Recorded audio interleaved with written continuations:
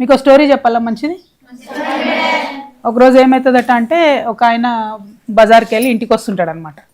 వస్తుంటే తోవలో ఆయనకు మాట్లాడే చిలుక కనిపిస్తుంది. మంచి మాట్లాడుతుంటుంది, పద్యాలు పాడుతుంటుంది, పాటలు పాడుతుంటుంది, మంచి సో ఆయన ఇంట్రెస్ట్ ఫీల్ అయ్యి ఆ చిలుకని తీసుకొని ఇంటికి వెళ్తాడు. తీసుకొని ఇంటికి వెళ్ళి చిలుకని అక్కడ పెట్టేసి సరే ఫ్రెష్ అయ్యి వద్దాం, స్నానం చేసి వద్దాం అని వెళ్తాడు. ఆయన వచ్చే లోపల వాళ్ళ ఆవిడ మంచిగా వంట చేసి పెట్టి ఉంటుంది అనమాట. మంచి స్మెల్ వస్తుంటుంది. ఏం చేసినావు, ఇంత మంచి స్మెల్ వస్తుందని అడుగుతాడు. నువ్వే రాంగ చిలుక తెచ్చినావు కదా, వండి పెట్టినా అంటాడు. ఆయన షాక్ అవుతాడు.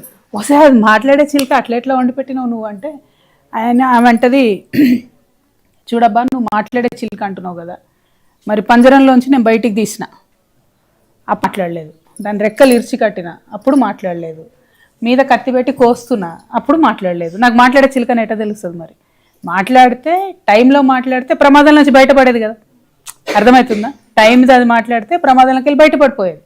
అమ్మ నేను మాట్లాడితే ఆ చిలుక అంటే బయటపడేది, కానీ ఆమె చిలుక మాట్లాడలేదు కాబట్టి అయిపోయింది అనమాట. సో మనం కూడా ఏంటంటే సమస్య ఉంటే చెప్పాలి, చెప్పలేదనుకో అది పెద్దదవుతుంది. టీచర్స్ అయినా మనకే హెల్ప్ చేస్తారు, పేరెంట్స్ అయినా మనకే హెల్ప్ చేస్తారు. చెప్పాలి కంపల్సరీ. లేదా అప్పుడప్పుడు ఇట్లా అన్నలు ఎవరన్నా వస్తే కూడా చెప్పండి, ఇబ్బంది ఏం లేదు. ఎందుకంటే మేము అందరం చేసేది ఎందుకురా, ఇప్పుడు మీరే రేపు ఫ్యూచర్ కదా. సో మీరు బాగుండాలి, మీరు బాగా చదువుకోవాలి అని మా తాపత్రయం అనమాట, అంతే, వేరే ఏం లేదు. సో అట్లా మాట్లాడాలి, టైంకి మాట్లాడాలి, సేమ్ బాగా చదవాలి, బాగా ఆడుకోవాలి, but at the same time issue ఉంటే కూడా చెప్పాలి.